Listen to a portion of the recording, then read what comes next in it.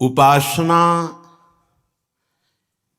उपासक के हृदय में जब जागृत होती है तो उपास्य देव के सिवा ना एक वृत्ति कहीं जाती है। अगर गई भी कहीं वृत्ति तो अपने उपास्य देव को ही देखता है। इस समस्त शास्त्रों के पारंगत अनुभव गम्य जो रस है उसकी निष्ठा है। बड़े बड़े महापुरुषों ने सब शास्त्रों का सार रस पाया है। रस वही रसो वैशः रसम ह्ययं लब्ध्वा आनंदी भवतु मूर्तिमान श्री श्यामा श्याम है। जब उपासक की वृत्ति समस्त मोह दलदल से और शास्त्र जाल से निकल जाती है तब उसे इस रस का परिचय मिलता है गुरु कृपा से। नहीं, बहुत चलने की तैयारी होने पर कहीं मोल दलदल में फंस जाता है, कभी शास्त्र ज्ञान के दलदल में फंस जाता है। शास्त्र ज्ञान तभी सार्थक है जब उसका अनुष्ठान करके अनुभव किया जाए। अनुभव बिना कोरी बातों से माया पर विजय प्राप्त नहीं की जा सकती। श्रीपाद प्रबोधानंद जी महाराज करुणा करके कह रहे हैं, पारम ये पि समस्त्र शास्त्र जलधेर यातार ममई तेप्यति वाग्या स्रोत परमोत्तमोत्तमतया प्रज्ञान वृंदावने एते त्वत्र वर्णमात्रक विदोप्यस्मद्विधानां मताः सर्वज्ञैः सकलैः स्तुताः परतरं वृंदावनं ये विदुः। जो उपासक समस्त शास्त्र जाल से पार हो गया है। शास्त्र जाल इसीलिए शास्त्र स्वाध्याय गुरुजनों के चरणों में बैठकर किया जाए, ऐसा उपनिषद तत्वदर्शी महापुरुषों ने वाक्य कहे हैं। ऐसा प्रेमी जनों ने भी कहा है। प्रथम सुने भागवत भक्त मुख भगवत बानी। जो प्रेम भक्ति को प्राप्त महापुरुष हैं उनके मुख से शास्त्र श्रवण करे तब हम शास्त्र का रहस्य जान पाएंगे और फंसेंगे नहीं। यदि हम अपनी बुद्धि से जो त्रिगुणात्मिका माया से मलिन हो चुकी है शास्त्र का शब्दार्थ करना चाहेंगे तो नहीं समझ पाएंगे। शास्त्र जाल में प्रायः फंस जाते हैं, गुरुदेव ही निकालते हैं। ये खुद का अनुभव है। जब तक गुरु चरणारविंद का सुदृढ़ आश्रय नहीं होता तब तक मार्ग नहीं मिलता। सब मार्गों का पता है पर चले कदम नहीं सकते। वो गुरु कृपा ही केवलम, गुरु कृपा से ही चला जाता है। श्रीपाद कह रहे हैं उसके बड़े भाग्य हैं, वो स्तुति करने योग्य है। सर्वज्ञ सकलई स्तुता परतरम, वो समस्त जगत के द्वारा वंदनीय हो जाता है, स्तुति करने योग्य हो जाता है। जो मोह जाल से शास्त्र जाल से निकलकर इस रस निष्ठा को प्राप्त हो जाता है। हा स्वामिनी, हा करुणामयी लाडली, हा युगल सरकार, हा श्यामा श्याम, बस हृदय पुकार रहा है, आंखों से अश्रु बह रहे, रोमांच हो रहा है, कुछ भी अन्य स्मृति नहीं। ये बहुत ऊंची स्थिति है। इसमें दंभ पाखंड किंचन मात्र मिलावट नहीं। शुद्ध जहां प्रेम जागृत हुआ ये मोक्ष सुख को भी लघु कर देने वाला है। श्रीपाद कह रहे हैं, यदि आपको प्यारे जू के नाम में, रूप में, लीलाओं में, धाम में रुचि नहीं उत्पन्न हुई तो तुम्हारा शास्त्र ज्ञान व्यर्थ गया। जोग कुजोग ज्ञान अज्ञानू, जहां नहीं राम प्रेम परधानु। वही श्याम है, वही राम है, एक ही परम तत्व विविध अवतार लेकर विविध भाव के भक्तों की भावना का पोषण करते हैं। यदि आप अभी रति को प्राप्त नहीं हो रहे, आपके अंदर निष्ठा नहीं आ रही है, अभी आप शास्त्र जाल में फंसे हुए हैं। पर धन्याति धन्य वो है जो शास्त्र जाल से मुक्त होकर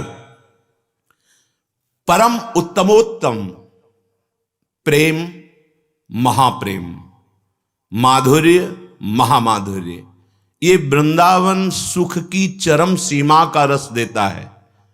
श्री श्यामाजू, श्री श्याम सुंदर जू, लाडली लाल जू, इनका जो प्रेम है, देखो परम ज्ञान समुद्र भगवान शंकर, इनसे बड़ा कोई ज्ञानी ना हुआ है, ना है, ना होगा।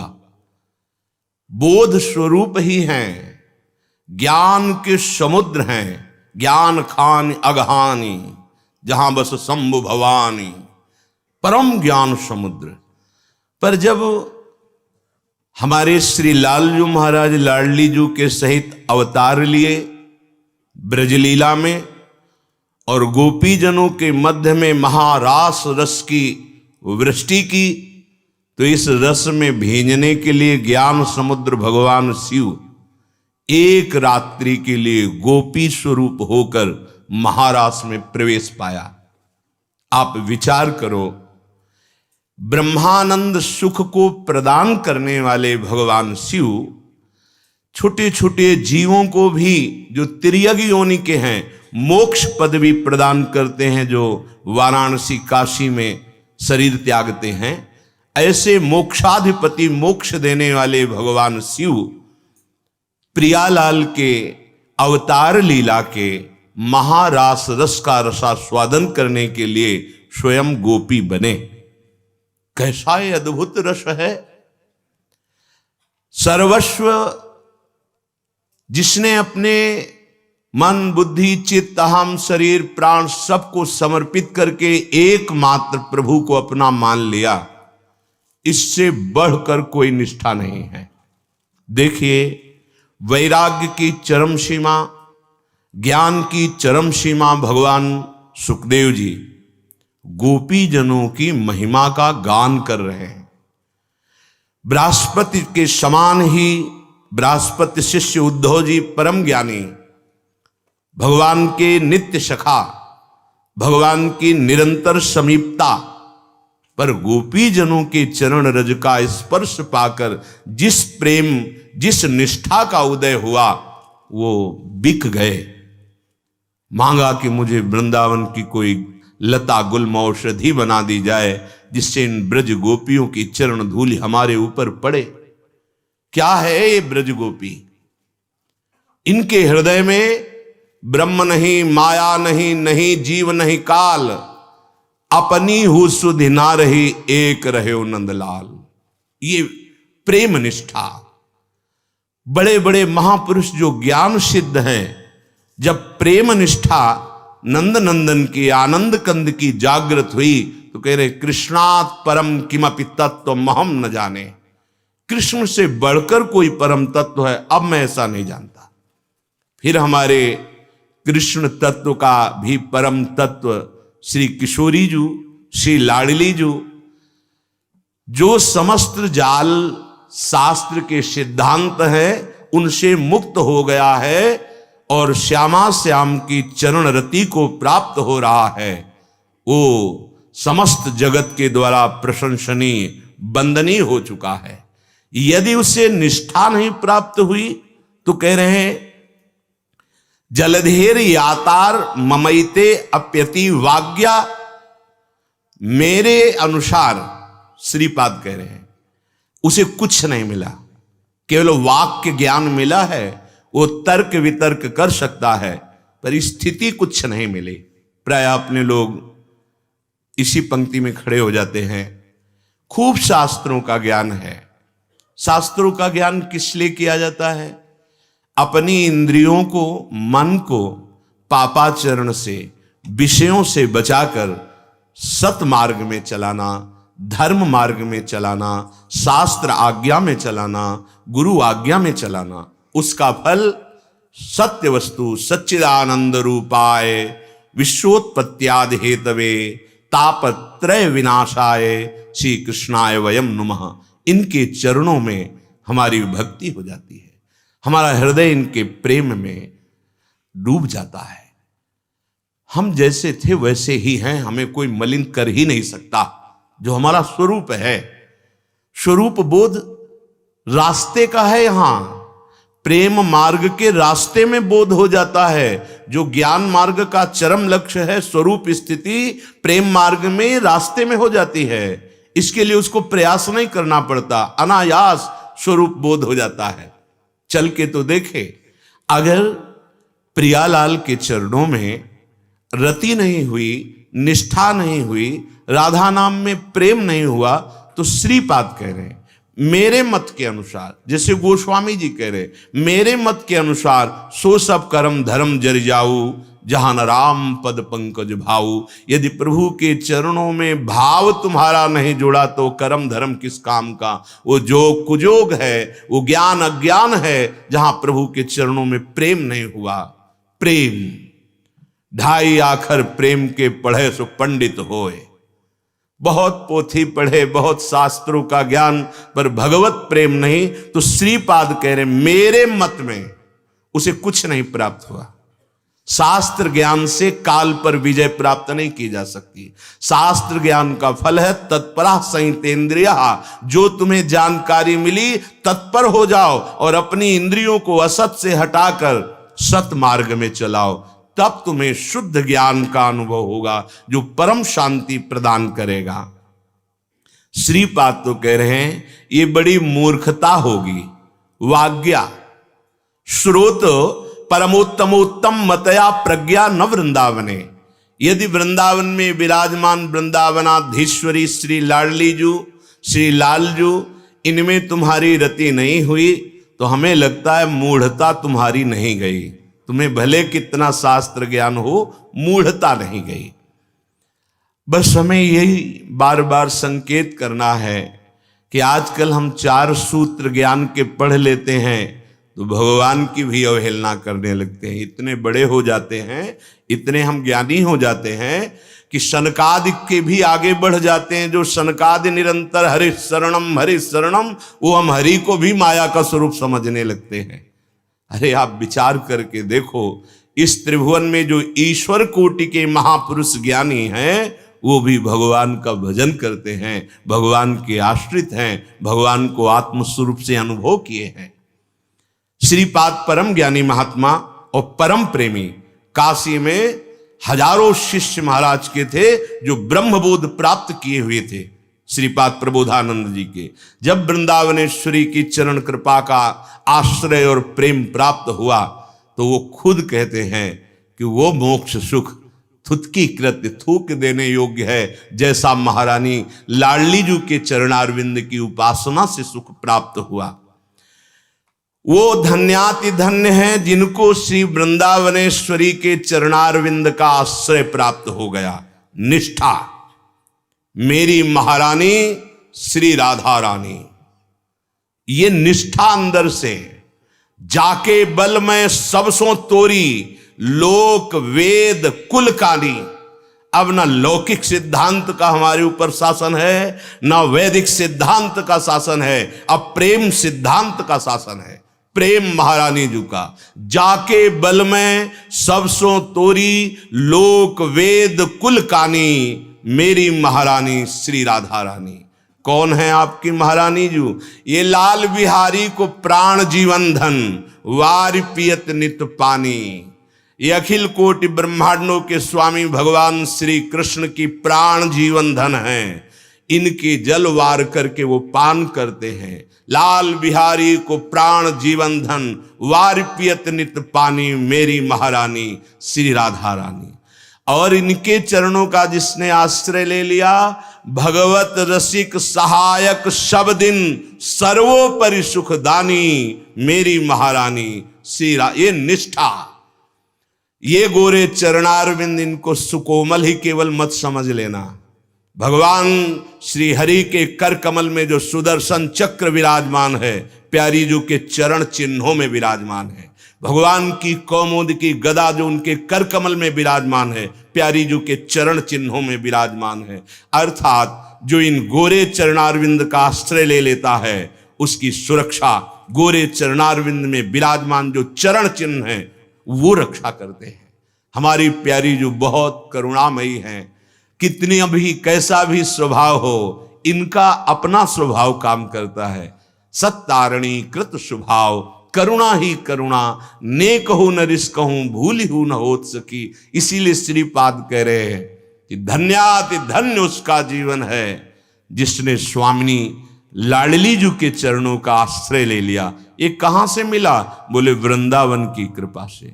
क्योंकि वृंदावन की कृपा से वृंदावन के प्रेमी जनों का संग मिला, और उनके संग से जो आगम निगम पुराण में अगोचर हैं, नहीं वो वर्णन करने की सामर्थ्य नहीं रखते, वो हमारी प्यारी जो की रूप माधुरी सखियां नहीं वर्णन कर पा रही। आगम निगम श्रुतियां तो बात जाने दो, कह रहे कोटि कोटि रसना जो रोम रोम प्रति होए, प्यारी जू के रूप को न प्रमाण कहो जात है। अति ही अगाध सिंधु पार नहीं पावे को, थोड़ी बुद्धि सीप माज कैसे के समात है।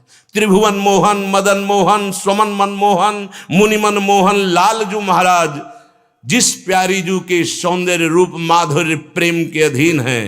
सखियां कहती कि अगर एक जबान में करोड़ करोड़ रसना हो तो भी वर्णन नहीं किया जा सकता।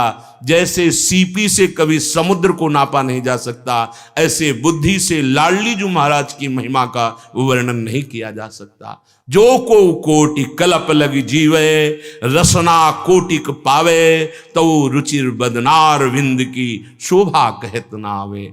ऐसी श्यामाजू के चरणों की निष्ठा जिनके हृदय में जागृत हो गई है, श्रीपाद कह रहे हैं वो सर्वज्ञ हो गया, वो समस्त महापुरुषों के द्वारा प्रशंसनीय हो गया, वंदनीय हो गया।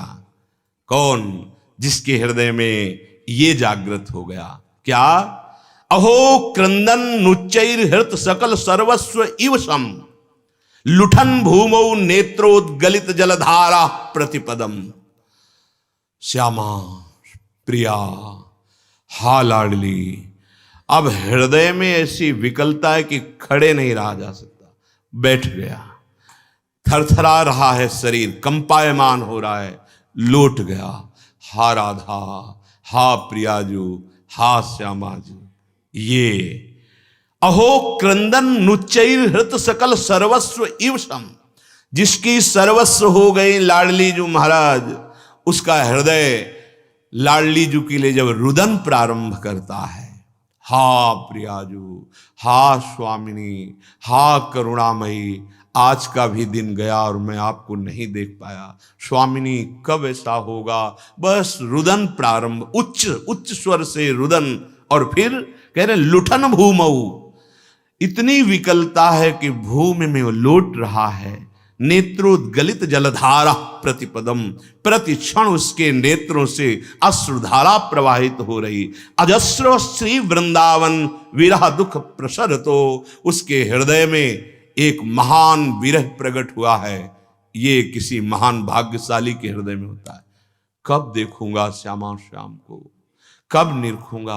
पूरा जीवन हो गया कहते कि आप हमारी, आप हमारी। कभी आप प्रकट होकर ये तो कह दो कि तू मेरी है सखी। बस कब ऐसा हो? वो विकल है अंदर से।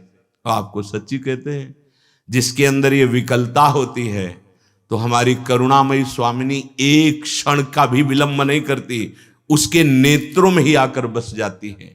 पी मूर्ति नयनन बसे, तेहि रस रहे समाय, ये लक्षण सुनि प्रेम के और न कछु सुहाय।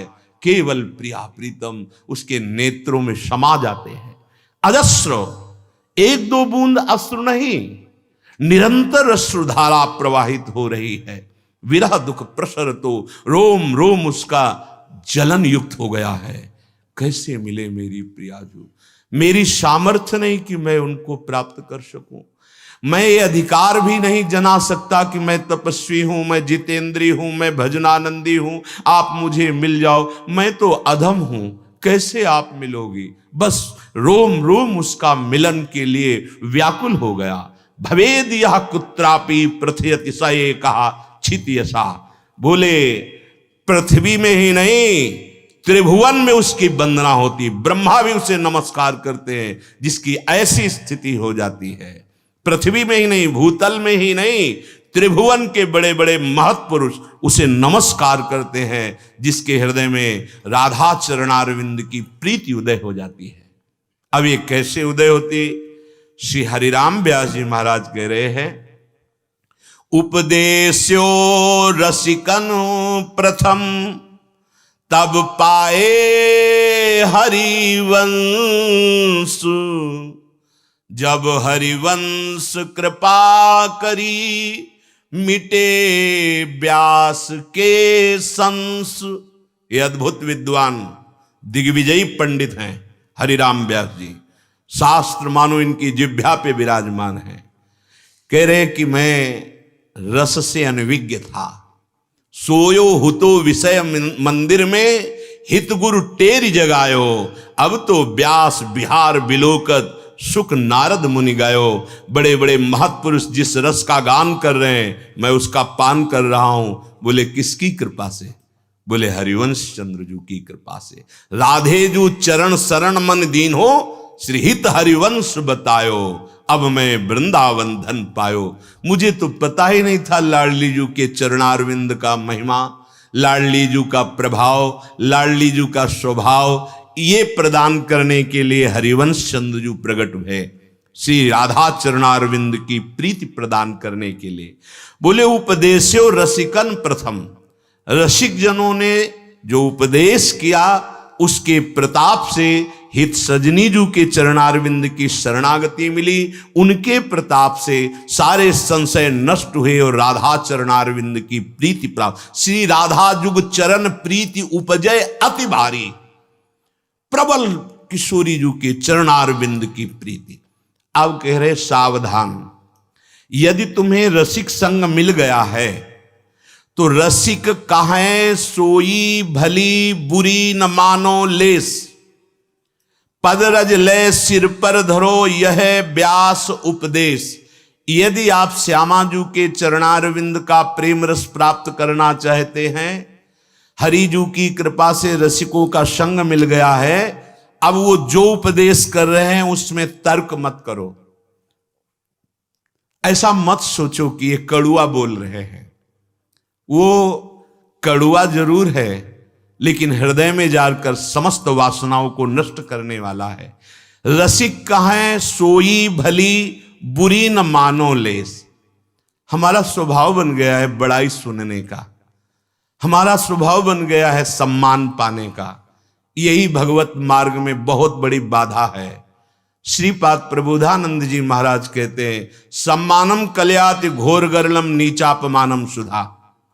यदि तुम्हें सम्मान प्रिय हो गया है तो तुम विष पान कर रहे हो, प्रेमामृत का पान करने का अधिकार खो रहे हो। सम्मान को कभी स्वीकार मत करो।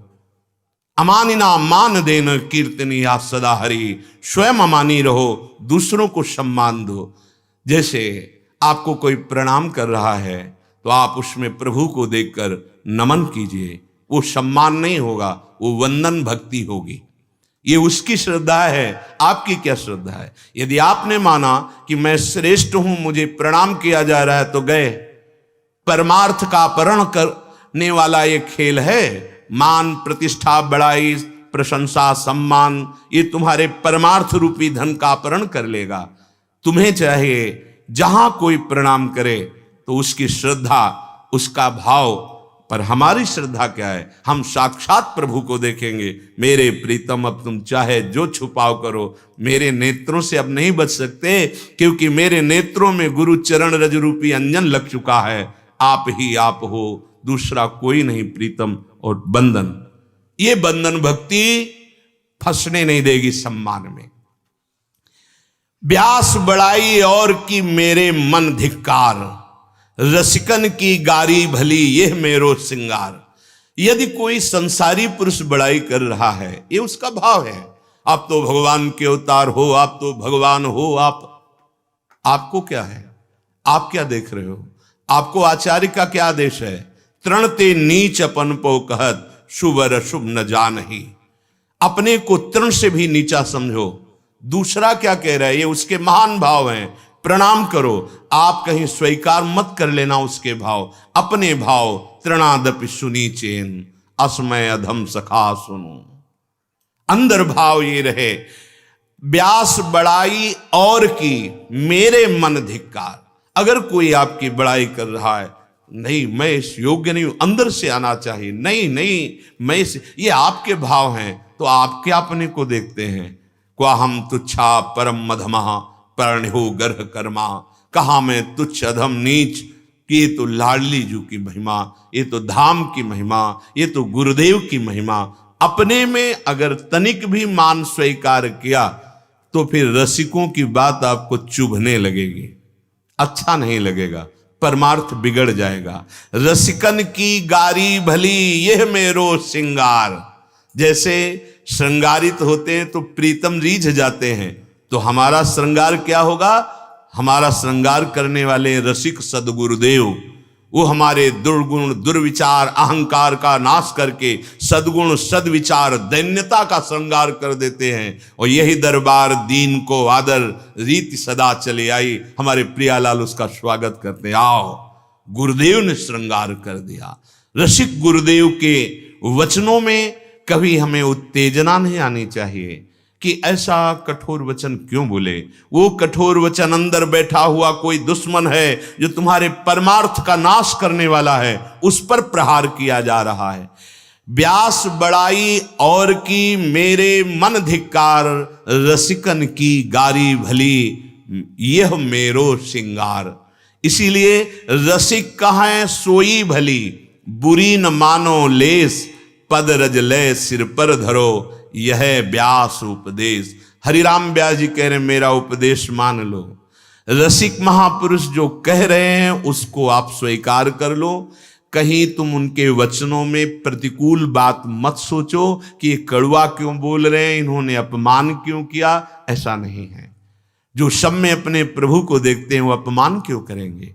आज उन्होंने करुणा करके मुझे प्रभु नहीं अपना बच्चा माना है, इसलिए वो मुझे डांट रहे हैं, इसलिए मुझे वो दलदल से निकाल रहे हैं। करुणा देखनी चाहिए। उनको क्रोध नहीं आता, क्रोध होता है कामना पे।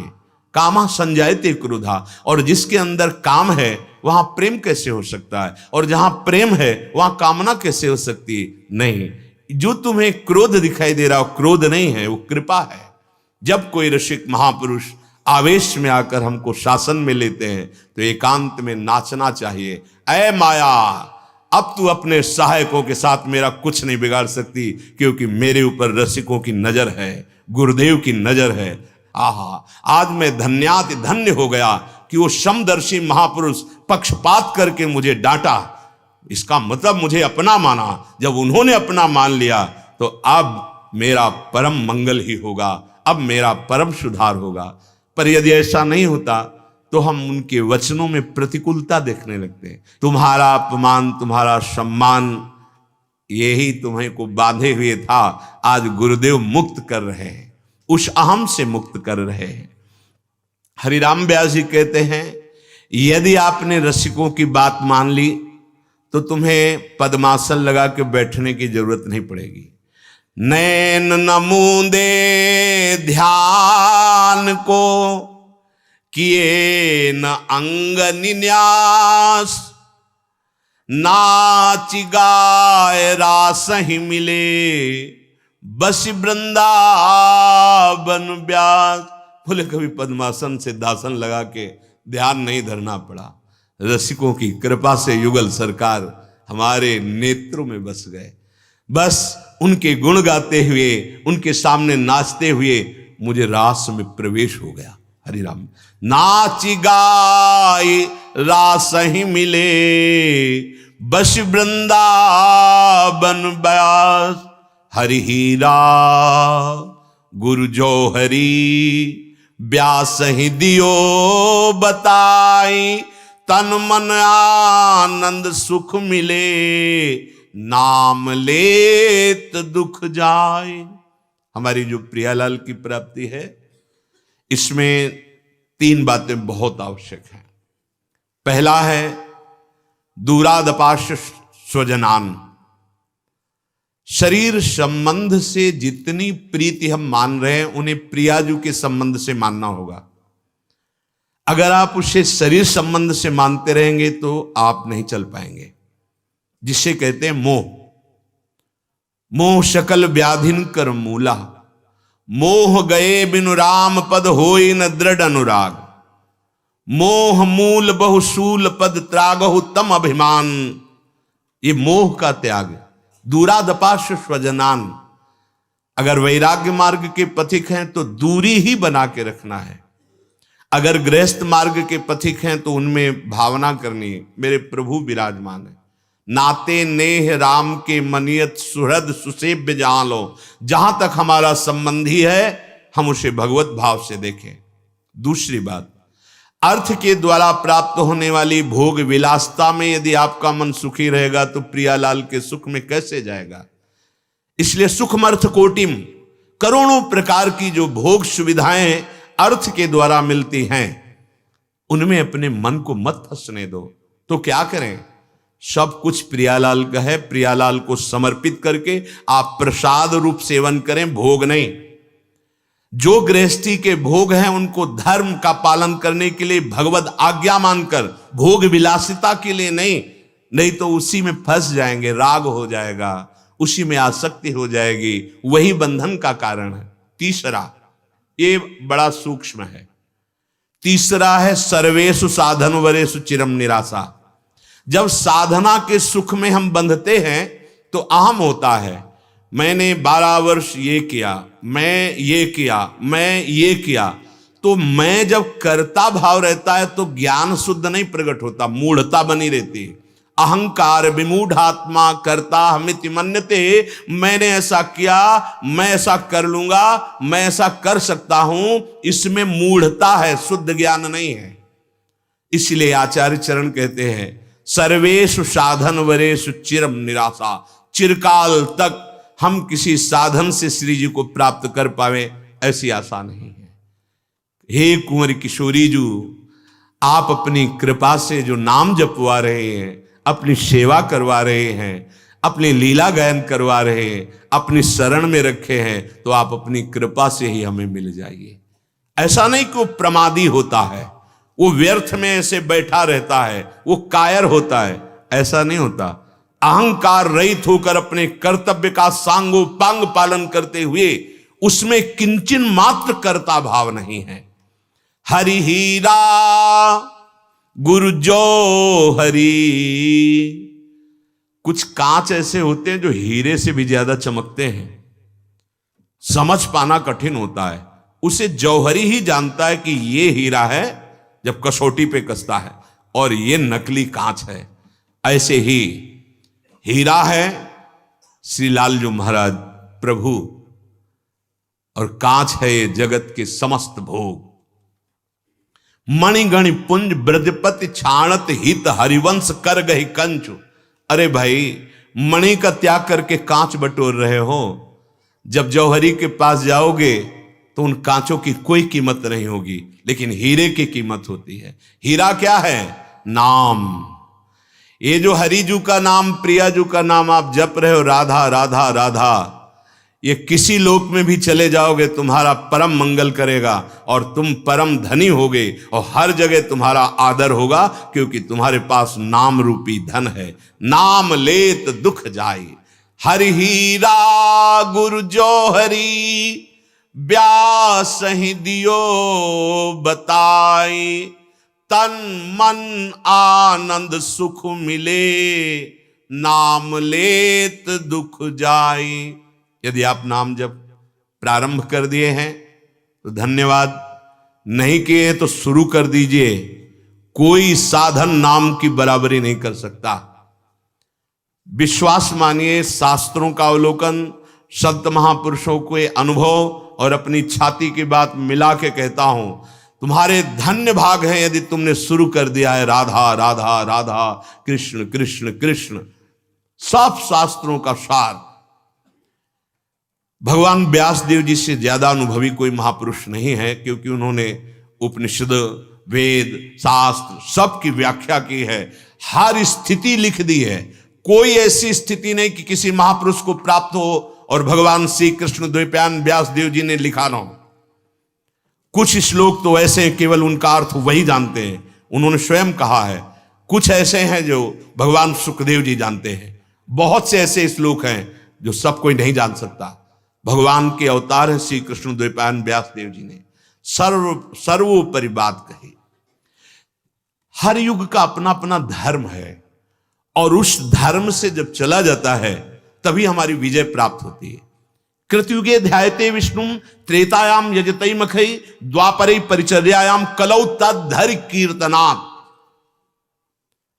कभी हम सोचे कि कलयुग में ध्यान के द्वारा या यज्ञ के द्वारा या विशेष सेवा पद्धति का विस्तार करके तो सिद्धि नहीं मिलने वाली।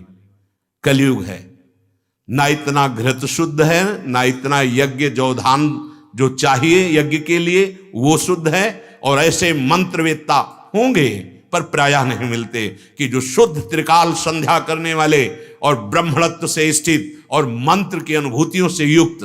तो यज्ञ का पूर्ण रूप से साक्षात सफल होना बड़ा कठिन माना गया है।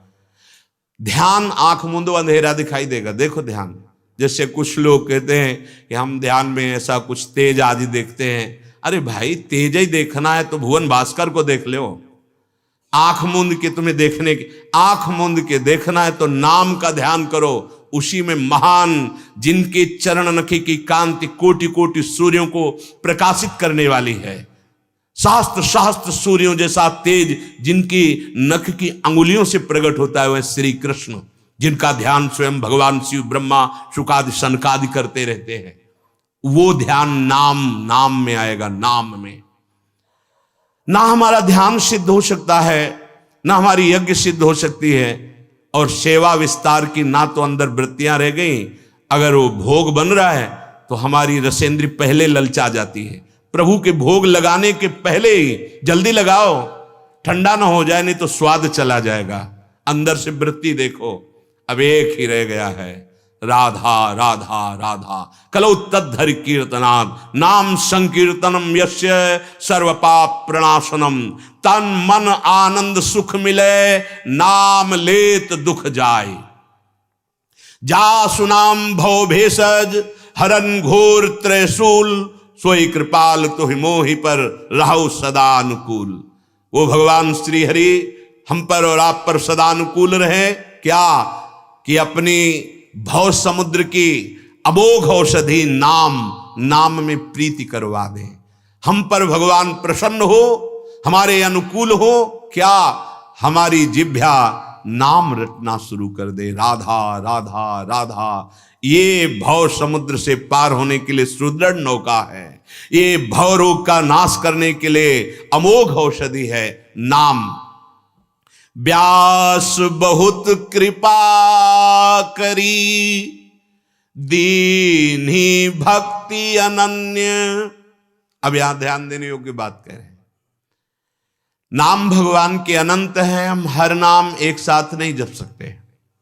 जो नाम हमें गुरुदेव ने दिया है उसे सबीच कहते हैं। गुरुदेव ने नाम सुकृत धन अपनी जीवन अतिहित मान देत वरदान, मुझे वरदान दे दिया है, राधा राधा राधा राधा। अब हमारा कुछ बने या बिगड़े, गति हो या दुर्गति हो, मुझे कोई प्रश्न नहीं। मंत्र मूलम गुरु वाक्यम। बस जिद्दी स्वभाव बनाइए और पकड़ लीजिए एक नाम। एक नाम त्रैलोक तारे, जो न ले सो जन्म हारे। राधा राधा राधा। देख लीजिएगा, जो गुरुदेव ने नाम दे दिया है उस नाम को अमृतमय मानकर पकड़ लीजिए, अपनी बुद्धि मत लगाइए। वही राम है, वही हरि है, वही कृष्ण है, वही नृसिंह, वही वाला, वही कच्छप, वही सब रूपों में है। पर गुरुदेव ने जो हमें नाम दिया है वही नाम, और जो आराध्य देव का रूप दिया है वही इष्ट भाव। व्यासे बहुत कृपा करी, दीन्ही भक्ति अनन्य, कुलकृत सब साचो भयो, जहां भयो उत्पन्न। जो गुरुदेव ने कृपा करके हमें नाम दिया हम उसके अनन्य हो जाएं।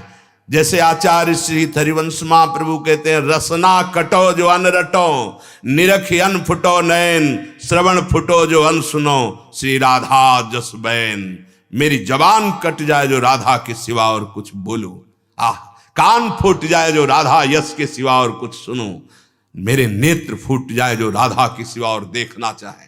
बलिहार है, ये अनन्यता है। जैसे गोस्वामी श्री तुलसीदास जी महाराज कह रहे हैं, बने तो रघुबर ते बने और बिगड़े तो भरपूर, तुलसी और अंते बने ता बनबे पे धूल। बने तो रघुनाथ जी से बने और बिगड़े तो रघुनाथ जी से, हमें और से बने ऐसी बनने पर धूल पड़े। इसे कहते हैं अनन्यता। ये किसी बिरले के हृदय में जागृत होती। हरिराम व्यास जी कह रहे, हम पे बहुत कृपा हुई, अब महारानी जी की अनन्यता हमें प्राप्त हो गई, लाडली जी की। और कुलकृत सब साचो भयो, उसका परिवार तर जाएगा। ओहो, नाम प्रसंग कहे तो उपदेश, जहाया धर्म धन्य सो देश, धन्य सो कुल जेहि जन्म भयो, धन्य सो तात धन्य सो माय। सेवक जी महाराज कह रहे हैं, जहां नाम का उपदेश सुना और नाम जापक ने नाम को पकड़ा, नाम जपना शुरू किया, तो धन्य है वो देश जहां उसका जन्म हुआ, धन्य है वो कुल जहां उसका जन्म हुआ, धन्य है वो माता पिता जिसका वो पुत्र बना। अब सबका मंगल हो जाएगा। शास्त्रों में तो कहा गया 21 पीढ़ियां तर जाती है। भगवान शिव भी कह रहे हैं, सो कुल धन्य उमा सुन, जगत पूज्य सुपनीत। वो कुल संपूर्ण जगत का पूजनीय हो जाता है जिस कुल में भगवान का नाम जापक भक्त प्रकट होता है। कुलकृत सब साचो भयो, जहां भयो उत्पन्न, उस वो घर तीर्थ हो जाता है जहां भगवान का भक्त पैदा हुआ।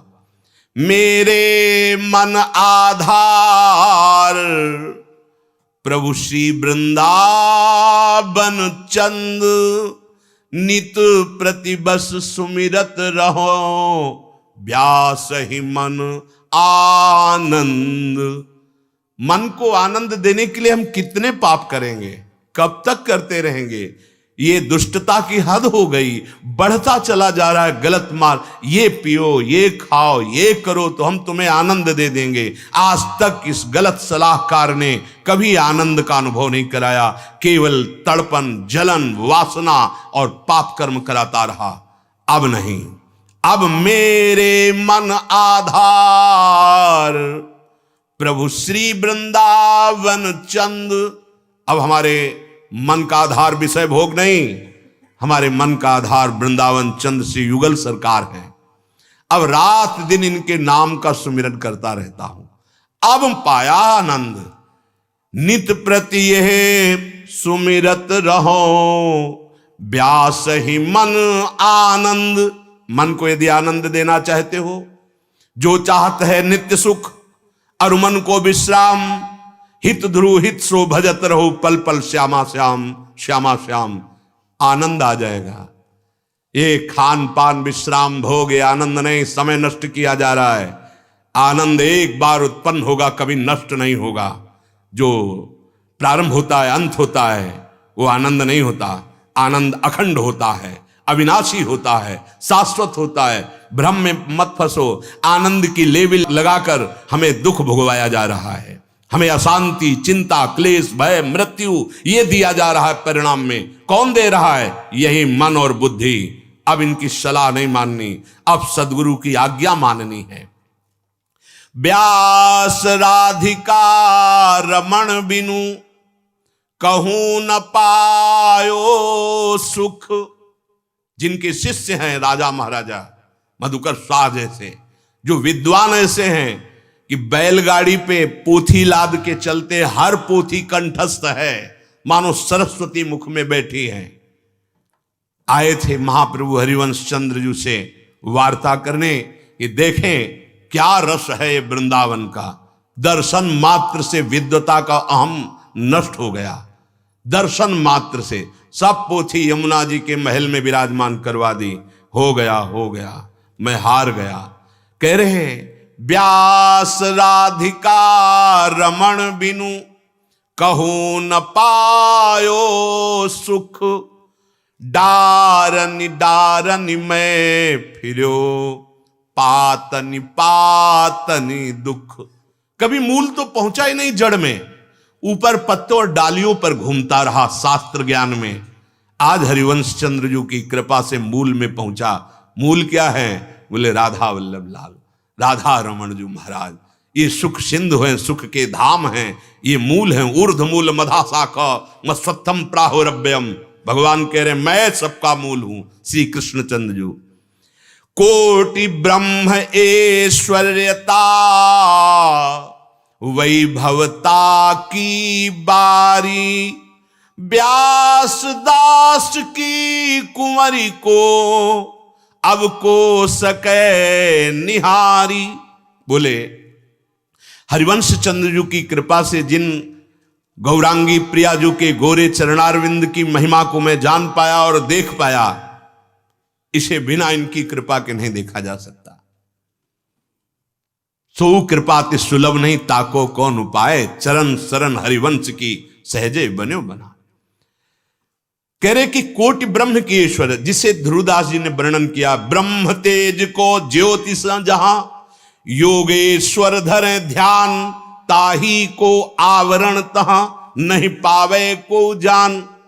जिस ब्रह्म तेज में योगी जन लीन हो जाते हैं, वो प्रिया जो की नख कांति का तेज है, उसको पार करके गोरे चरणार बिंद तक पहुंचाना, ये केवल सहचरियों की सामर्थ्य, दूसरे की नहीं। कोटि ब्रह्म ऐश्वर्यता वैभवता की बार, यही बाढ़ है जिसको पार कर पाना मुश्किल है। यही घेरा है, ये घेरा सहचरियां पार कराती, हाथ पकड़ के निकलो, चलो इस ब्रह्म तेज से आगे बढ़ो। जहां से ब्रह्म तेज प्रकट हो रहा है वो गोरे चरणारविंद लाडली जी के हैं। व्यास बसेरो कुंज में, शरीर कहीं भी रहे, जहां तुम्हारा चित्त है वहीं तुम्हारा वास माना जाता है। तुम दिल्ली कलकत्ता कहीं भी हो, यदि तुम्हारा चित्त श्री लाडली लाल के चरणों में है तो तुम वृंदावन वासी ही हो। चिंता मत करना, नाम सुमिरन करना, आश्रित रहना, तुम जहां के हो वहीं आ जाओगे। और यदि यहां हो वृंदावन में और तुम्हारा चिंतन प्रियालाल का नहीं बन रहा तो शरीर छूटेगा, कल्याण तो हो जाएगा लेकिन प्रियालाल मिलेंगे पक्की बात नहीं। इसीलिए वृंदावन बस के इतनो बड़ो सयान, जुगल चरण के भजन बिन निमिष न दीजय जान। एक सेकेंड भी प्रियालाल का विस्मरण नहीं होना चाहिए। और यदि यही बात आप दूर रह के करते हो तो आपको चिदानंद वृंदावन का निरंतर नित्य वास मिलेगा। चाहे जहां हो, शरीर रहते हुए तुम्हें वृंदावन का अनुभव होने लगेगा कि हमारे उर वृंदावन। और पर इसके लिए बहुत कठिनता है। जहां माया की बाहुल्यता है, प्रपंच की बाहुल्यता है, वहां श्यामा श्याम का निरंतर सुमिरन कर पावे सो बहुत बहादुर है। नहीं, एक एक क्षण में ऐसे दृश्य आते हैं, ऐसी घटना आती है कि हम प्रभु को भूल जाते हैं। अगर आप चिंतन प्रियालाल का कर रहे हैं तो आप कुंज में ही वास कर रहे हैं। कुंज में वास करते हुए भी यदि चिंतन संसार का कर रहे तो हृदय जलेगा। आप कुंज में वास नहीं कर रहे। तन मन के बन से, ये दोनों बातें कही गई। तन भी वृंदावन में अगर है और मन भी वृंदावन में है तो तुम्हारा पक्का वास। और अगर तन तुम्हारा संसार में है, मन वृंदावन में, तो पक्का वास। तन तुम्हारा वृंदावन में, मन संसार में, तो कच्चा वास। खास बात है तुम्हारा चिंतन क्या बन रहा है। हरिराम व्यास जी कह रहे कि वही सबसे बड़ा रसिक है। व्यास बड़े हरि के जना, हरि को अर्प्यो आप, निश दिन अति उल्लास मन, मुख में हरि जस जाप। ये खास बात, सबसे बड़ा महान भागवत कौन है? जिसने अपना अस्तित्व मिटा दिया है प्रभु के चरणों में, अपना महत्व, अपना अस्तित्व, अपना अहंकार श्री हरि के हाथों में दे दिया, प्रियाजू के हाथों में दे दिया, और निरंतर मुख से जाप हो रहा है राधा वल्लभ श्री हरिवंश, राधा राधा राधा।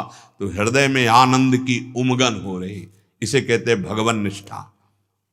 कल चर्चा हुई थी, भगवान श्री कृष्णचंद्र जी अर्जुन जी को उपदेश कर रहे हैं कि इस लोक में दो निष्ठाओं का वर्णन किया गया है।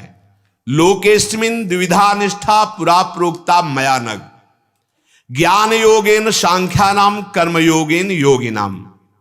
निष्पाप अर्जुन, इस मनुष्य लोक में दो निष्ठाएं प्राय वर्णन की गई। ये जो अष्टांग योग भी है, ये भी कर्मयोग के अंतर्गत ही आता है। पद्मासन लगाना, आसन में बैठना, वो सब क्रिया के अंतर्गत ही है, इसीलिए उनको दो में ले लिया गया है। बोले सांख्य योग अर्थात ज्ञान योग की निष्ठा, और योग अर्थात कर्मयोग की निष्ठा। अभी जो कहा गया है कि वही रसिक सबसे बड़ा है, जिसने अपने महत्व को प्रभु के चरणों में अर्पित कर दिया और रात दिन नाम जप कर रहा है भगवदाश्रित होकर, इसे कहते भगवन निष्ठा। ये जो कर्म निष्ठा है, कर्मयोग निष्ठा और ज्ञान योग निष्ठा, इसमें साधक को स्वयं करना होगा। जहां फिसलेगा वहां फिसल जाएगा, जहां पार होगा उसे पार हो जाना माना जाएगा। लेकिन भगवन निष्ठा में ये स्वयं की निष्ठा नहीं है, ये भगवत प्रदत्त निष्ठा। कल चर्चा हुई थी, इसमें तुम फिसलोगे भी तो करो सदा तिनके रखवारी, जिम बालक राखे महतारी। जैसे मां कार्य भले कोई कर रही हो, पर उसकी एक दृष्टि अपने बच्चे पे रहती है। कहीं कुछ ऐसा ये अज्ञानी है, ऐसा ना कर बैठे जो इसे दुख हो जाए। ऐसे भक्तन पाछे यो फिरत ज्यों बछड़ा संग गाय। जैसे बछड़ा किलकता हुआ आगे जा रहा है, उसे मां की परवाह नहीं, पर मां रंभाती हुई पीछे गाय जा रही। ऐसे भगवान भक्त के पीछे पीछे। और महापुरुषों ने तो यहां तक देखा, जहां भक्त मेरा चरण रखे वहां रखूं मैं हाथ, पीछे पीछे मैं फिरूं कभी न छाड़ूं साथ। इसे कहते भगवन निष्ठा। इसे अलौकिक भगवान ने कहा है। लौकिक दो निष्ठाएं वर्णन की, जिसे साधक को स्वयं तरना होगा, कर्मयोग और ज्ञान योग। ये जो भक्ति योग, प्रेम लक्षणा भक्ति भगवन निष्ठा है, ये अलौकिक है। लोकेस्मिन् द्विविधा निष्ठा, ये दो निष्ठाएं, एक है क्षर, एक है अक्षर। क्षर संसार, तुम्हें जो शरीर, भोग सामग्री, बुद्धि प्राप्त हुई है, उसे निष्काम भाव से सबकी सेवा में लगा दो, मुक्त हो जाओगे। इसे कहा गया कर्मयोग, कोई फल की आकांक्षा नहीं। और अक्षर अविनाशी, जो मेरा स्वरूप है, आत्मस्वरूप, क्षर का त्याग करके स्थूल सूक्ष्म कारण तीनों शरीरों के चिंतन का त्याग कर दिया गया, तो जो है अक्षर वो मुक्त अनुभव हो गया। मैं मुक्त हो गया। ये ज्ञान योग। मुक्त था, केवल जहां फंसा था उसका त्याग कर दिया। ये साधक के ऊपर है। लेकिन ये अलौकिक निष्ठा, मैं प्रभु का, मेरा सर्वस्व प्रभु, बहुत बड़ी चीज। ऐसे कि पीछे भगवान स्वयं एकादशी स्कंद में वर्णन करते हैं, अनुब्रजा में हम नित्यम पुए तंग रेणु ही। मैं ऐसे भक्त के पीछे डोलता हूं कि उसकी चरण रज मेरे ऊपर पड़ जाए। क्या हुआ? सर्वस्व भगवान को अर्पित कर दिया तो अब सब कुछ भगवान हो गया। ज्यादा उसको मेहनत नहीं करनी पड़ी। प्रारंभ से ही उसने अर्पण भाव कर लिया, तो स्वयं भगवान अपने हाथ में बागडोर ले लिए, आगे बढ़ा देते हैं। अभी हमारा अहम समर्पित नहीं हुआ, इसलिए आप देख रहे हो आपके मन में काम आ रहा है, क्रोध आ रहा है, तो आपको लगता है मैं भगवान का शरणागत हूं, ऐसा क्यों आ रहा है? चुपचाप सह जाओ। सहने से अहंकार गलित होगा, समर्पित हो जाएगा, क्योंकि आप शरणागति के मार्ग पर चल रहे हो। किसी को बुरा ना समझो, किसी का बुरा ना चाहो, किसी का बुरा ना करो। आरंभ हो गया आपका कल्याण मार्ग। तुम तीन लीलाओं को देख पा रहे हो? भगवान की तीन लीलाएं बराबर हो रही हैं। शास्त्र सम्मत भगवान ने हर जगह वर्णन किया है। उत्पत्ति, पालन और विनाश। बिल्कुल तीनों बराबर है, तीनों आवश्यक हैं। अरे भैया, जितना आवश्यक जन्म होना है उतने ही आवश्यक पालन होना है, उतने ही आवश्यक विनाश है। ये तीनों सृष्टि की सेवा है। ब्रह्मा, हरि, महादेव, परम ज्ञान समुद्र भगवान शिव का संहार लीला है। कभी रोग रूप में, कभी नाना प्रकार के आक्रमण के रूप में वो समेटते रहते हैं। ब्रह्मा जी फैलाते रहते हैं, भगवान हरि पालन करते रहते हैं। तीनों एक है, तीनों एक है। आ उमा, वही प्रणव ओंकार, वही ब्रह्मा विष्णु महेश, वही परम सत्य। अरे भाई, तुम खेल को जान पा रहे हो क्या? आउट नहीं होगा खेल में, है? खेल में आउट नहीं होता क्या? वो आउट हो गया, बस यही तो है। दूसरा शरीर, चल इस खेल में आउट, चलो आगे बढ़ो। सुअर, कुत्ता, गधा, नाली का कीड़ा, देवता, नारायण, जो बनना चाहो, तुम्हें अवसर दिया गया था, आउट हो गए, भोगों में समय बर्बाद कर दिया, चलो निकलो। अब इसे कहते हैं भगवान रक्षा कर। अरे भगवान क्यों रक्षा करे? वो तो खेल ही रहे हैं इसी में। आउट तो होना ही है, खेल चल रहा है, तुमको सत्य दिखाई दे रहा है। उमा गाँव में अनुभव अपना, सत हरि भजन जगत सब सब। मानो या ना मानो, मान लोगे तो सत्य में स्थित होकर आनंदित हो जाओगे, नहीं मानोगे तो तुम्हारा ही बिगड़ेगा। अरे तू खुद फंस गया, बंधे कीर मरकट की नाई, वो तो अंदर से रोकता है, फंस मत। हे अज्ञानी, भगवान को दोष देते हो। किसका ऐसा हृदय है जिसको भगवान प्रेरित ना करते हो कि तू गलत जा रहा है? कोई नहीं शिकायत कर सकता। भगवान तुम्हारे हृदय में बैठ के कहते हैं मत कर, ये गलत है। माना तुमने, फंस गए, अब फंसते चले जा रहे हो। बोले भगवान ने फंसा दिया। नहीं, तुम्हारा अज्ञान तुमको फंसाता चला जा रहा है। और जब तुम वास्तविक जान जाओगे तो वही निकलोगे जिसकी खोज करने गए थे। हमारी बात मान लो, ये बहुत बढ़िया भाग्य है जो अध्यात्म की बात सुनने को मिल रही है। अगर इसको स्वीकार कर लो तो जीवन मुक्तता की तरफ कदम बढ़ जाएंगे। अधर्म आचरण करोगे, नास्तिकता फैलाओगे अपने चित्त में, तो बंधते चले जाओगे। हमारी प्रार्थना मान लो, निकल चलो। ये माया है जो तुम्हारी बुद्धि को दोषारोपण के मार्ग में बढ़ा रही। ध्यान दीजिए, किसी को बुरा ना समझो। यंत्र बुरा है, बिजली उसमें बुरी नहीं है। बिजली, वही बिजली एक जगह साधुता और एक जगह असाधुता, एक जगह गर्म हीटर और एक जगह एकदम एसी। बिजली वही है। बिजली देखो, कारण तत्व को देखो, मुक्त हो जाओगे। क्रियाएं देखोगे, फंस जाओगे। बात समझ लो। ना समझ में आवे तो जब समझ में आवे तब समझ लेना। प्रार्थना हमारी है, मानना आपको है। मान जाओगे तो जान जाओगे, जान जाओगे तो मुक्त हो जाओगे। नहीं मानोगे, किसी का कुछ बिगाड़ोगे नहीं, अपना बिगाड़ लोगे। अपना ही बिगाड़ना होता है। अगर हम किसी का बुरा करने चले तो बुरा बाद में उसका होगा। मेरा अभी सोचते ही बुरा शुरू हो गया। किसी को बुरा ना समझे, किसी का बुरा ना चाहे, किसी का बुरा ना करे, परम सुख की यात्रा प्रारंभ हो गई। मेरा कुछ नहीं है, मेरे को कुछ नहीं चाहिए, मेरे को अपने लिए अब कुछ नहीं करना, क्योंकि मैं जान गया कि मैं अविनाशी हूं। आ गए, नजदीक आ गए मंजिल के। मेरा सर्वस्व मेरे प्रभु ने स्वीकार कर लिया। मैं प्रभु का, प्रभु मेरे, विश्राम मिल गया। ये यात्रा है। चाहे कर्म योग से चलो, चाहे ज्ञान योग से चलो, अगर ये निष्ठा आ गई, आनंदित हो जाओगे। ये क्यों में तुम्हारी बुद्धि की मलिनता है। श्री भगवान आगे कह रहे, ना कर्मणा मनारंभान नैष्कर्म्यम पुरुषोष्णुते न च संन्यसना देव सिद्धिम समधि गच्छति। ये कर्म तो बड़ा बंधन कारक है, तो आज से कर्म ही नहीं करते। भगवान कह रहे हैं ऐसी तुम्हारी सामर्थ्य नहीं है। बिना कर्म किए कोई रह ही नहीं सकता। बोले हाथ पैर बांध के बैठ जाएंगे तो मन कर्म करेगा। कर्म कोई ये थोड़ी कि स्थूल ही होते, सूक्ष्म भी तो। प्रतिक्षण वो जाल बुन रहा मकड़ी की तरह। कर्मों का आरंभ किए बिना कोई सिद्धि को प्राप्त नहीं होगा। ध्यान रखना। क्यों? ऐसा क्या है? एक वेग है अंदर, उसको निकालना है। अगर उसे आप सत्कर्म में नहीं लगाओगे तो असत्कर्म में लग जाएगा। उस वेग को तुम रोक नहीं सकते। कर्म का वेग है।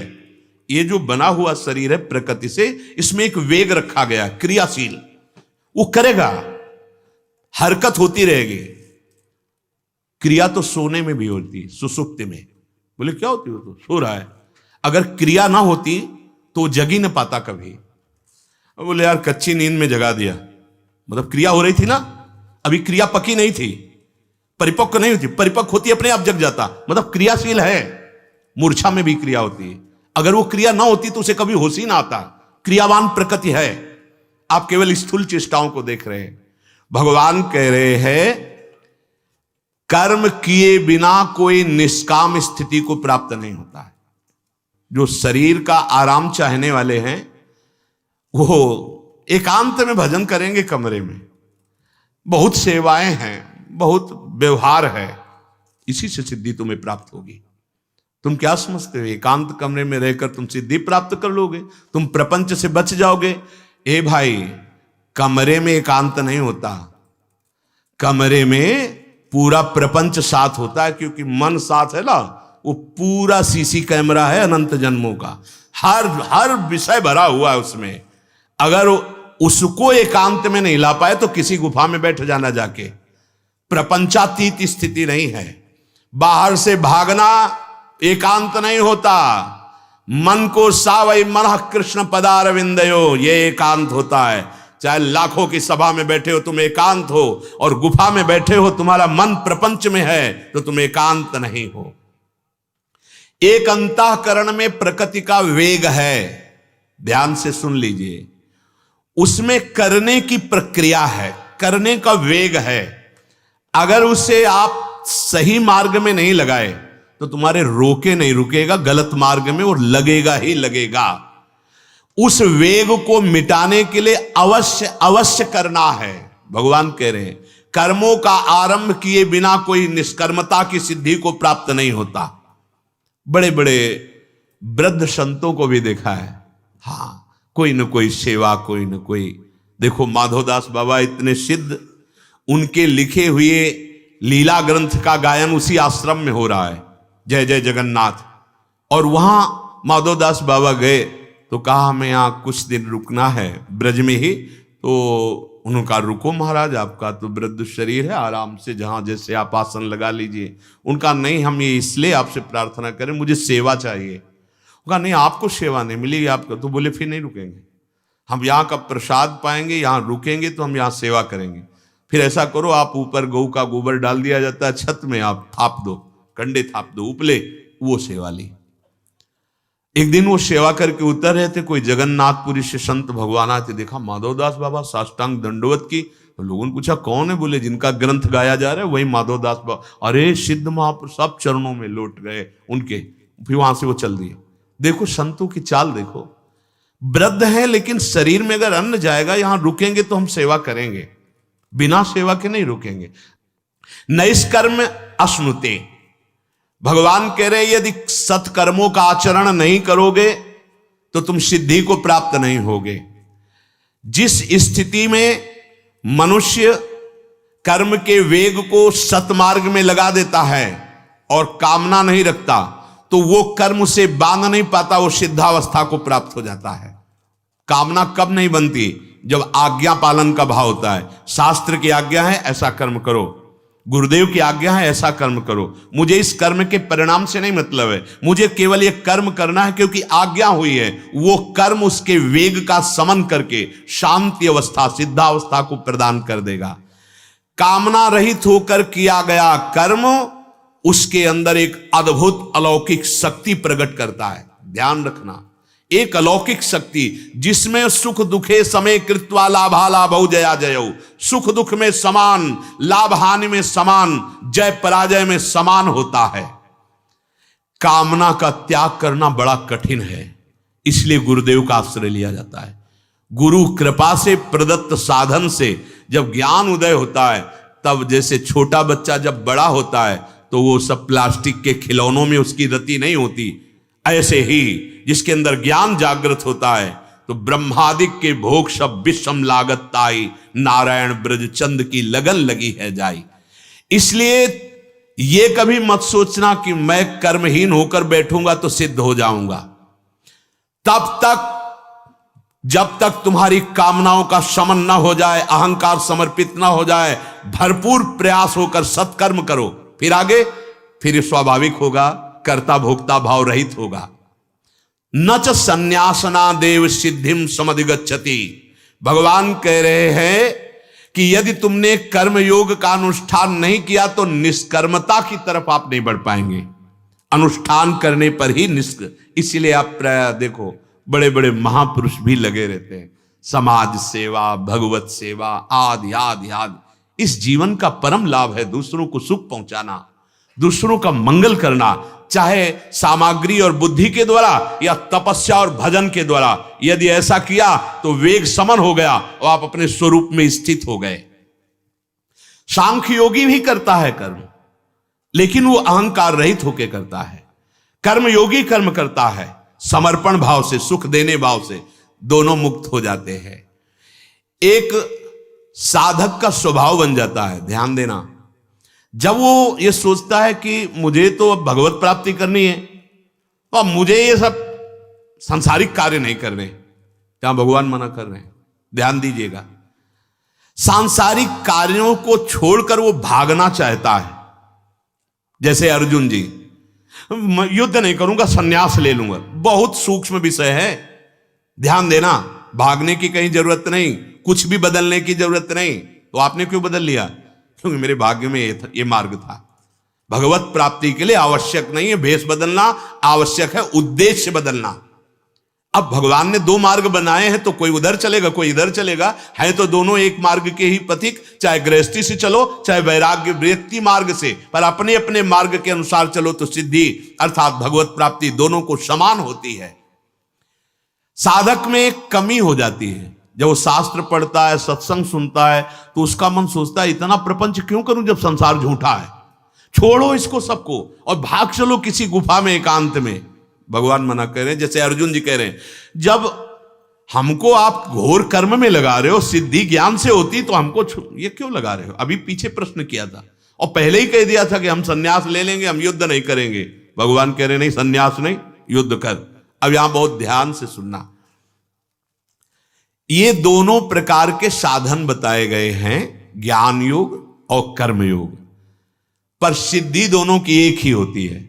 सुख दुख को सहना, मान अपमान को सहना, लाभ हानि को बराबर सहना, जय पराजय को बराबर मानना। जब तक ये नहीं आता तब तक माना नहीं जाता कि आप साधक हैं। देखो सेवक जी महाराज महामाधुरी प्रेम रस में कह रहे हैं, शत्रु मित्र समझानी, मान ईमान अपमान सम, दुख सुख लाभ न हानि, यह जो कृपा हरिवंशी। चाहे जिधर मार्ग में चलो, ये आपको क्रॉस करना पड़ेगा, ये स्थिति आपको हृदय में लानी पड़ेगी। तो आज से ही सहना सीखो, मिटाना नहीं। हमारा सारा प्रयास रहता है कोई जंतुर बांध दे कि दुख मिट जाए। ये दुख जंतुरों से मिटने वाला नहीं, ये तुम्हारी क्षमता में होना है।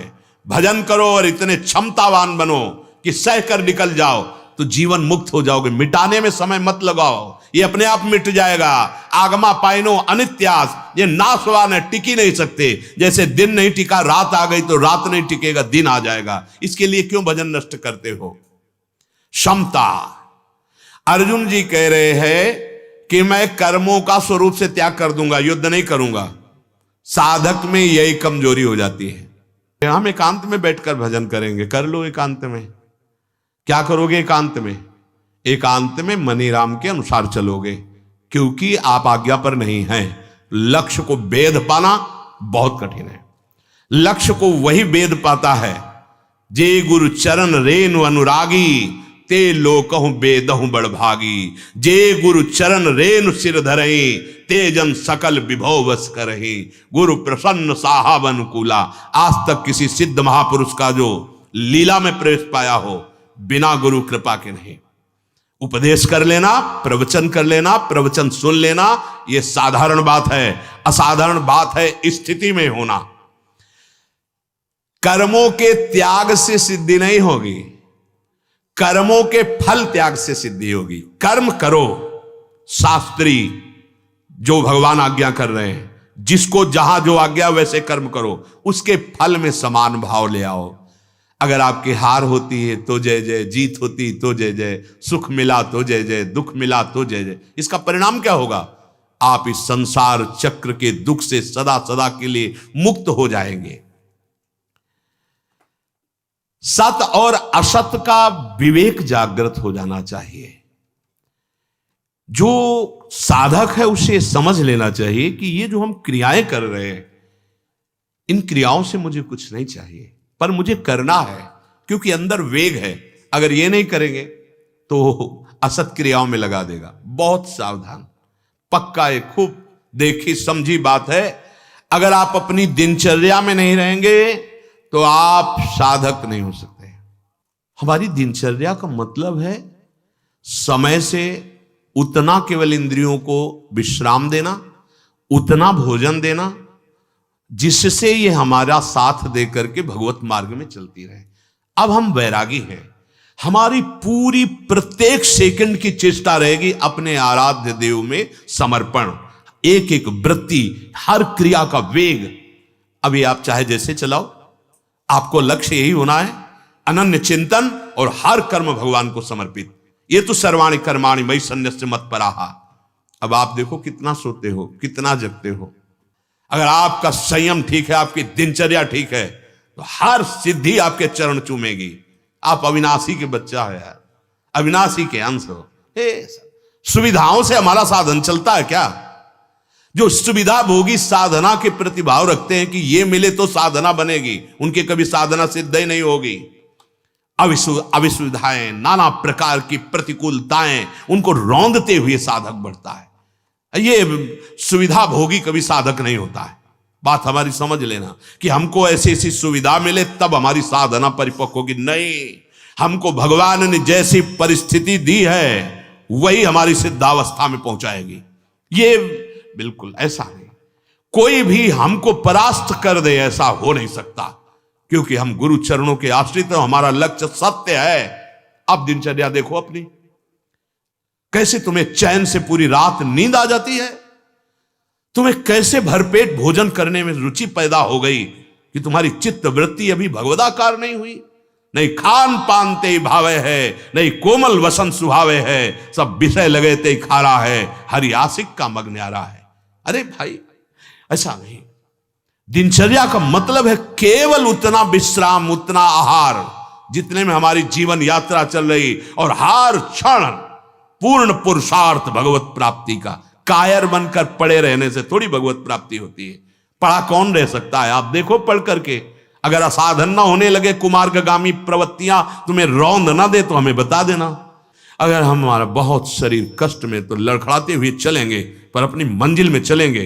ऐसा नहीं कि आज हमें बुखार है, आज हमारा ये है, आज हमारी नहीं। तुम वीर बहादुर भगवान के मार्ग के पथिक हो। ये कोई भी रोग शोक तुम्हें परास्त नहीं कर सकते।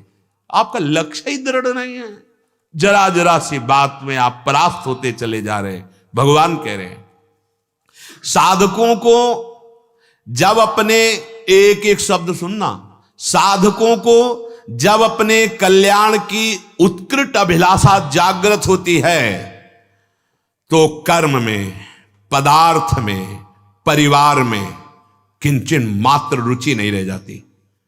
फिर भी वो पदार्थ का सेवन करता है, वो कर्मों का अनुष्ठान करता है, वो सबसे प्यार से मिलता है। ये स्थिति है। यद्यपि उसकी कहीं किसी से रुचि नहीं है, उसकी कहीं किसी पदार्थ की इच्छा नहीं है, किसी कर्म करने की उसको कोई भी अंदर आवश्यकता नहीं, फिर भी देखो बड़े बड़े महापुरुषों के चरित्रों को देखो। वास्तव में यही स्थिति साधक को भगवत प्राप्ति कराती है। कौन सी स्थिति? जब साधक की उत्कृष्ट अभिलाषा हो गई अपने कल्याण की, भगवत प्राप्ति की, तो अब उसको किसी अन्य कर्म में, पदार्थ में या अपने शरीर संबंधी परिवार में रुचि नहीं रह जाती। फिर भी रुचि ना होते हुए भी वो व्यवहार करता है, वो पदार्थों का सेवन करता है, वो ऐसा कर्म करता है जैसे कोई कर्मठी कर्मकांडी करता है, ऐसे ही कर्म, शास्त्र के विरुद्ध कभी ऐसा नहीं, सम्यक अनुष्ठान पूर्वक कर्म होता है। क्या होगा इसका फल? अपने शरीर से भी घनिष्ठ संबंध जो था उससे राग नष्ट हो जाएगा। ये बात देखो, यदि आपने ऐसा नहीं किया और केवल ये 3 बातें आ गई, क्या अब मुझे कर्म में रुचि नहीं रह गई, पदार्थों में रुचि नहीं रह गई और हमें परिवार में रुचि नहीं रह गई, तो आपकी शरीर की घनिष्ठता पुष्ट हो जाएगी। ये भगवान के वाक्य हैं, बहुत अंदर से देखना। हाँ, अगर तुम्हारी लौकी के कमंडल और लंगोटी में प्रीति है तो जितना एक मकान में और पूरे परिवार में प्रीति नष्ट कर सकती है, उतना एक लंगोटी और कमंडल की प्रीति तुम्हें भ्रष्ट कर सकती है। प्रीति, भगवान से प्रीति करने के लिए चक्रवर्ती सम्राट पद छोड़ा, रानियों को छोड़ा, पुत्रों को छोड़ा। कौन है? भगवान ऋषभ देव जी के पुत्र श्री भरत जी महाराज।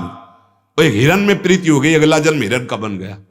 अरे भाई ये खेल है, बहुत सावधानी से देखो। यहां समझा रहे हैं भगवान, जहां कोई अपने कल्याण या भगवत प्राप्ति की उत्कृष्ट अभिलाषा से युक्त होता है, उसकी रुचि कर्म में, पदार्थों में और शरीर संबंधियों में नहीं रहती, पक्का नहीं रहती, अरुचि। पर यदि वो इसी अरुचि के साथ तो अपने शरीर में उसकी रुचि बढ़ जाएगी, कर्म नहीं करना और ऐसे, अब आप संभाल नहीं पाओगे। सारा का सारा मूल इसी से संबंध था और ये बहुत प्यारा लगने लगता है। उसके शरीर में घनिष्ठ राग हो जाता है। अब वो क्या होता है? शरीर राग का वर्णन होता रहता है। इतने दिन हो गए हमने जल नहीं पिया, इतने दिन हो गए हम केवल जल पिए हैं, इतने दिन हो गए हम केवल फल पे रह रहे हैं, इतने दिन हो गए अन्न पे रह रहे। सावधान, ये भगवत प्राप्ति का मार्ग नहीं है, ये आम पुष्टता की तरफ आपकी यात्रा जा रही है। अब वो अपने शरीर की जो ये चेष्टाएं हैं, उनकी ख्याति, उनकी प्रशंसा और परिणाम शरीर सुख में ही स्थित हो जाता है। साधक की भागवती उन्नति में महान बाधक बात है। अब इसको कैसे कैसे समझाए? यहां हम अगर 4 दिन कुछ करते हैं तो ये बहुत ही, जिस मार्ग में हम चले घातक है। भला साधक जान पाता घातक है? नहीं। साधक की आध्यात्मिक उन्नति में ये बहुत बाधक भाव है। साधक के मन में जब ऐसा भाव आवे तो उसे अनुष्कर्म करना ही है, जो शास्त्राज्ञा है, गुरु आज्ञा है। बड़े बड़े महापुरुषों में देखा गया है, वो अपनी दिनचर्या में रहते, कोई अब जरूरत नहीं रह गई। जो दिनचर्या का फल है उसमें स्थित है, पर वो अपनी दिनचर्या में। पदार्थ शास्त्र सम्मत जो अभ्यास साधना में किया गया है, वो सिद्ध पुरुष वही पाता है। कर्म जो साधना में किया गया है, सिद्धावस्था में वही होता रहता है। परिवार संपूर्ण संसार हो जाता है, सबसे वही प्रीति का व्यवहार, सबसे ऐसा जैसे अपने घर वालों से मोही पुरुष मिलता है, ऐसे जो भगवत प्रेमी महात्मा सबसे वैसे प्यार से मिलते हैं मानो अपने पारिवारिक जनों से मिल रहे हैं। अंदर से किसी से में रुचि नहीं है, न पदार्थ में, न कर्म में, न संबंध में। अब वो स्वरूप की तरफ गति प्राप्त कर रहा है। सारा वेग प्रकृति का प्रकृति में और वो स्वरूप की तरफ, वो परमार्थ में आगे बढ़ जाता है। वास्तव में आसक्ति का त्याग करना आवश्यक है, ना कि बाहरी क्रिया का। उत्कृष्ट वैराग्य अंदर छुपा के उससे आसक्ति का नाश करना है। बाहर साधारण पुरुष की तरह रहो, साधारण कर्म कर रहे, सबसे मिलजुल रहे व्यवहार में। अंदर उत्कट वैराग्य, किसी से रुचि नहीं, ना किसी कर्म फल से, ना किसी भोग से, ना किसी व्यक्ति से। यह है महात्मा का स्वरूप। बाहर वैसे ही देखा है, बड़े बड़े संतों को देखा है, श्रीधर बाबा आदि को। एकांत में रहकर साधक को ये अंदर आता है कि मैं साधना करूंगा तो सिद्ध हो जाऊंगा। परंतु सावधान, अगर आप एकांत कमरे को एकांत समझते हैं तो उसमें जिसके समस्त संकल्प नष्ट हो चुके हैं वही सिद्धि प्राप्त कर पाएगा। नहीं तो संकल्प विकल्प और तामस, निद्रा, आलस्य और प्रमाद जागृत हो जाएगा। ना करने योग्य कार्य एकांत में कर बैठोगे। ये अनुभवी महापुरुषों के वचन हैं और मार्ग में चलने वाले पथिकों के अनुभव की बातें हैं। घेरे पे रहो, घेरे पे। हाँ, अगर तुम्हारा मन चंचल है तो अकेले मत सो, एक साथ में पास में दूर कोई होना चाहिए जिसका भय होना चाहिए। सावधान। क्यों? क्योंकि एकांत में जिनका मन समाहित हो चुका है भगवदाकार, उनका, नहीं तो ये कुछ न कुछ गड़बड़ मन करने लगता है। और जो एकांत होते हैं, पता सिटकिनी बंद है, कोई आएगा नहीं, तो मन का शासन हो जाता है। बहुत सावधान। अहो भाग्य है जो साधु समागम में रहे। कलौ संगौ शक्ति। हाँ, हर समय सेवा परायण, हर समय। कितना मंगलमय दिनचर्या है श्री जी की। श्री जी ने जो दिनचर्या अपने लोगों को दी है, बलिहार है, निहाल कर दिया। एक मिनट के लिए फुर्सत नहीं, एक मिनट के लिए। क्या प्रभु ने दिनचर्या दी है, विचार करके देखो। नहीं, 12-1 बजे तक प्रपंच की क्रियाएं और चिंतनों में रात्रि में जाता है और फिर 8-10 बजे तक सोने में जाता है। क्या जीवन निस्सार, क्या निस्सार जीवन। साधक सावधान। अपना समय अधिक से अधिक नया साधक साधु समाज में व्यतीत करे। तन ही राख सत्संग में, तब मन ही प्रेम रस भेव। और जब मन ही प्रेम रस भेव तो जहां वही एकांत है। लाखों के बीच में भाव आया तो बस प्रिया प्रीतम और दूसरा कोई है नहीं। इसके आगे की चर्चा आगे। श्री राधा वल्लभ लाल की।